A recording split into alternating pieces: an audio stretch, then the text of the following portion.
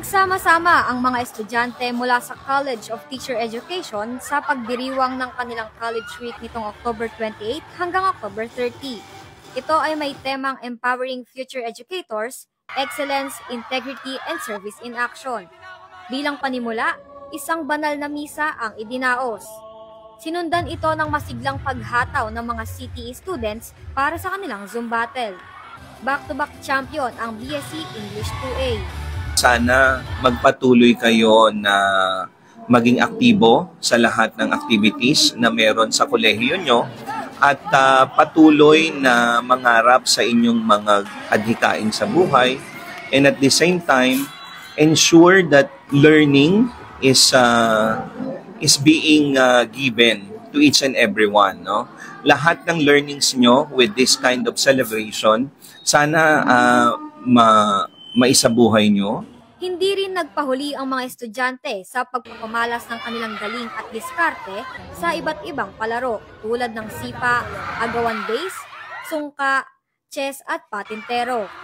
Para sa larong sipa, itinanghal na champion si Mark James Vega mula sa BSED 2A. Sa agawan base male category, nasungkit ng BSc Math ang kampyonato at BSED naman ang nagwagi sa female category.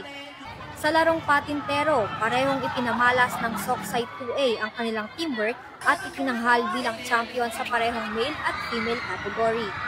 Sa larong sungka, naiuwi ni Hermekita Joy Amit mula sa Mathematics Society ang kampyonato.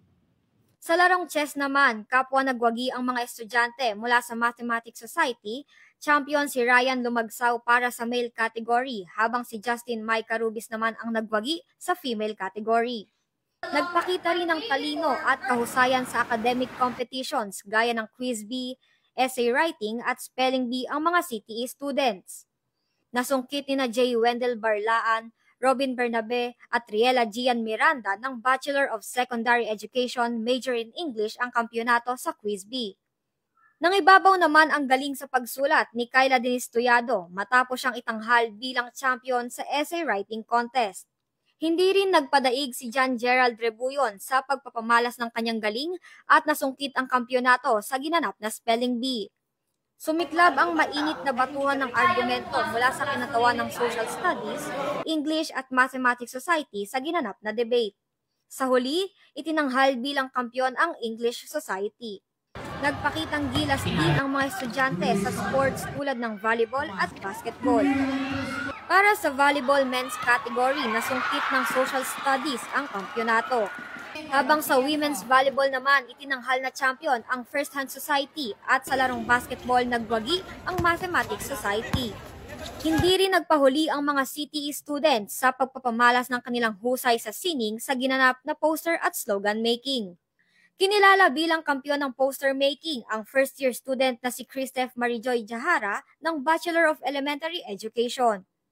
Habang ang third-year student naman mula sa Bachelor of Secondary Education major in English na si Brian Andrew Gabuyo ang itinanghal na champion ng slogan making. Ipinakita naman ng CTE students ang kanilang husay sa pagtuturo sa isinagawang teaching demonstration kung saan ibinida nila ang kanilang galing gamit ang iba't ibang props, style at pakulo na kanilang inihanda. Sa huli, itinanghal na first runner-up sina Justin Suarez ng Bachelor of Early Childhood Education, Ezekiel Comadiza ng Bachelor of Elementary Education at Will Vincent Cortez ng Bachelor of Secondary Education major in Social Studies. Para naman sa highlight ng kanilang College Week at ang pinakihihintay ng lahat, masayang idinaos ang CTE Night. Matapos ang sports at academic competitions, nakaisa naman ang mga CTE students sa kanilang Coachella Music Festival theme ngayong CTE Night. Suot ang kanilang kakaibang outfits para sa gabing puno ng musika, sayawan at kulitan. Napuno ng hiyawan, tawanan at masiglang tugtugan na nagpaindak sa bawat estudyante ang kanilang espesyal na gabi. Napaka-exciting niya kasi first time po natin magkakaroon ng team na Coachella. As of now, nagiging dalawang team na siya kasi at the same time maulan, so parang nagiging hydrochella na siya.